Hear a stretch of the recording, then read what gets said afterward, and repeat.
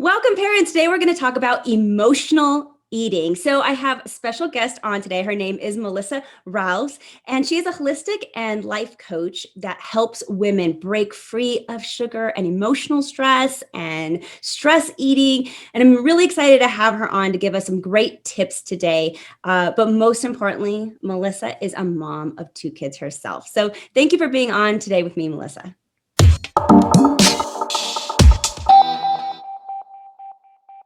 Thank you for having me. I'm excited to be here, Christina. Melissa, my first question is, so much of our eating habits get formed when we are young, in our childhood. So was there a lot of sugar in your house when you were growing up? It was. I have very fond memories of going to my grandparents' house with my mom. And the first thing we would do when we would walk in that back door, Christina, is we would go right for the cookie drawer. Like there was always this drawer of cookies. And so we would go there multiple times a week. And so whether we were hungry, whether it was dinner time, whatever it was, we went to my grandparents' house and we went for the cookies. So yeah, absolutely. It was modeled. Yeah, to eat the sugar. Mm-hmm. Yeah, I was the same with my family. Well, especially at grandma's house, we always candy there and things like Mm-hmm. that. And my mom loved her desserts. So it's kind of funny. I was told like, just eat breakfast. It doesn't matter what you eat. And I would have like pumpkin pie for breakfast. So, not the best role modeling, but you know what? It was tasty and I turned out fine, I suppose. Yep. So tell me more about how you were changing your relationship with food and how sugar has impacted your other areas of your life. I think it's made me a more calm mom, to be honest with you. There is a really profound effect that sugar has on our body, our mental health, our physical health, our emotional health. And it used to make me kind of anxious and almost angry. So for me, like reducing it, I'm not completely sugar free, but reducing it has really made me more calm. It's made me more confident, and it's helped me to be better in control of my emotions, my feelings. I definitely don't feel like I need the sugar to get through the day to survive anymore. Because when my kids were little, I often felt that way. I was just exhausted and running on fumes and using the sugar to really kind of get through the day. And thankfully, I'm not there anymore. So it's really changed so many things in my life. That's good. So making the shift for you personally really was super beneficial. Absolutely. For everybody around me. I mean, because I think as moms, we have such, a powerful impact on our families. And so for me, when I changed that for myself, my husband saw the benefit, he changed, and we wanted that for our kids as well. And so they're even aware of it, which I think is really exciting because when I was their age, I had no concept. Tell me a little bit about your experience with emotional eating. I used food, specifically sugar, to kind of press down the feelings I didn't know what to do with, Christina, because I was overwhelmed, I was exhausted, I was anxious, I was angry. I think motherhood brought a lot of emotions that I wasn't prepared for. And so I didn't know what to do because I felt guilty that I felt this way. And so I just stuffed with food. So I think sometimes, people turn to food either to feel better or maybe like I did to kind of stuff the feelings. Some people look for, happy memories or they have associations from happy times in their life that they associate with food. So maybe they go towards it for that. But for me, my go-to was to kind of push the feelings down, and that doesn't work, of course. I tend to eat when I'm bored.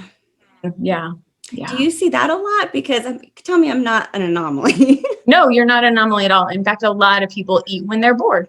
It's very, very common. Very, very I common. feel And like I probably it's did it more too. than just something to do. It makes me feel better because Mhm. I'm bored and I just Mhm. don't like feeling bored. So that's where I get my emotional eating is when the boredom happens for me personally. But I do know that there are certain times in people's lives where emotional eating would like heighten.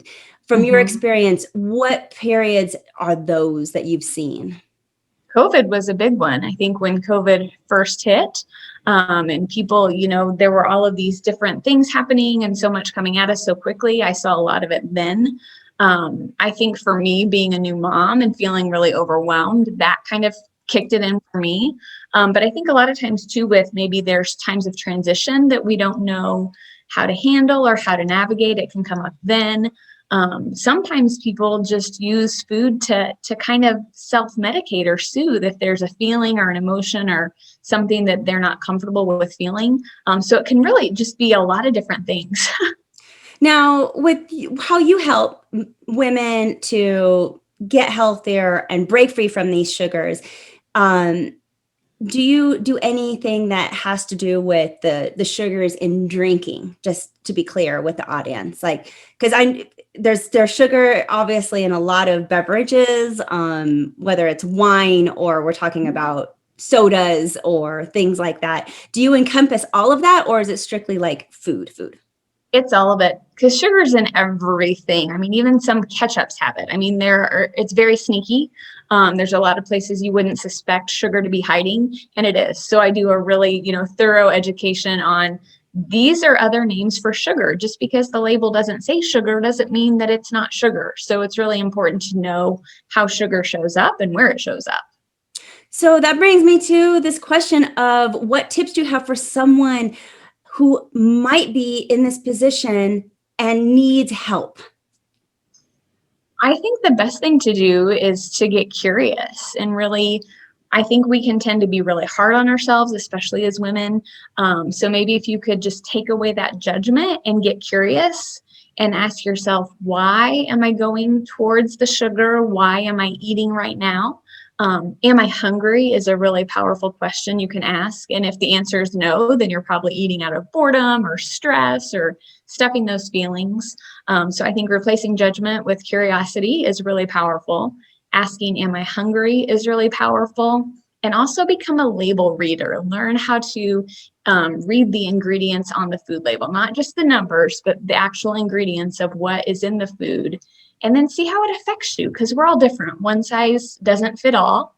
So just be mindful of how certain ingredients and certain foods affect you, because it could be different for everybody.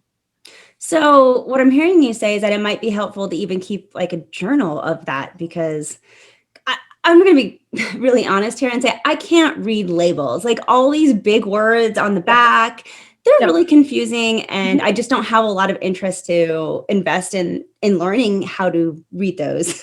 I don't. Because you're a busy mom. Yes, I'm a single mom of 4 kids. Yeah. Reading labels and learning how to do that is not on the top priority list. So with that in mind, for somebody who's like me, what am I looking for? Like these big, like red flags?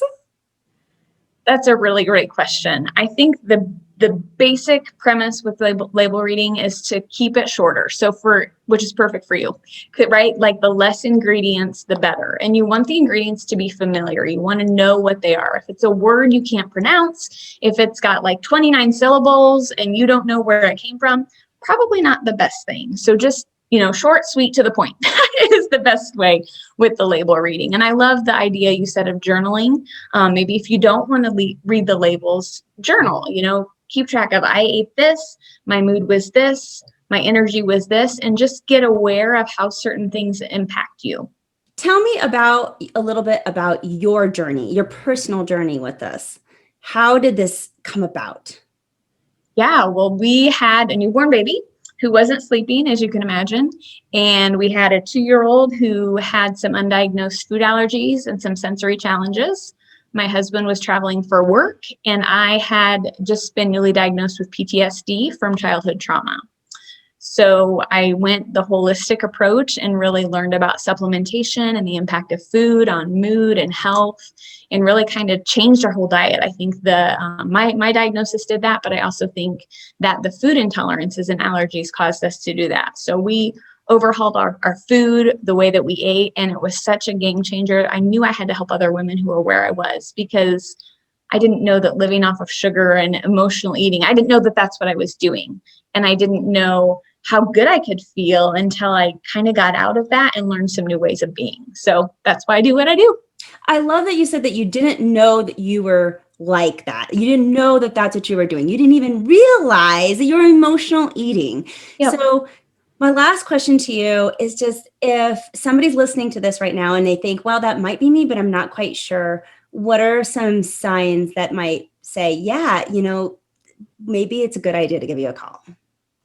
Yeah, I think if you just find yourself maybe eating all of the time, that can be a good sign. It might be the grazing, you might be looking for something. So what are you looking for? I think really if you don't feel aware or connected to your body, to your emotions, because we're so busy, there's so much going on, that can be a really good sign. And I think just using food for pleasure or enjoyment or something other than really to kind of nourish and fuel your body, those can be some indicators for sure. Yeah, I have to imagine that it's such good role modeling to eat healthier for your kids. Did you see a lot of change within your children once all the dietary changes happened?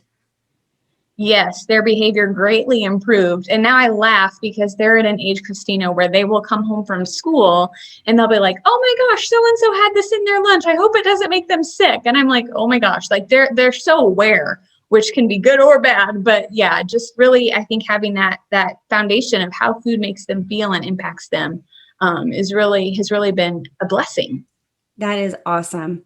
So if people want to get a hold of you, how would they do that? Yeah, you can find me at my website, which is www.free, the number two, the letter B, coaching.com. So free2becoaching.com.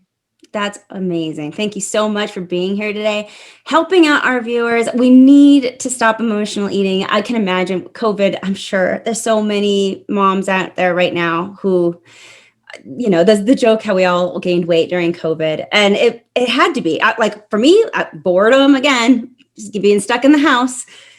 We need more people like you to help us get out of these bad habits and really just start living more healthier lives so we could be better parents to our kids and better role models to them. So thank you for being on today. Well, thank you for having me. It was awesome to connect with you. Awesome. Thank you, parents. And right down there is where her information will be held. Go ahead and give her a call. And until next time, you got this, parents. We're just here to help.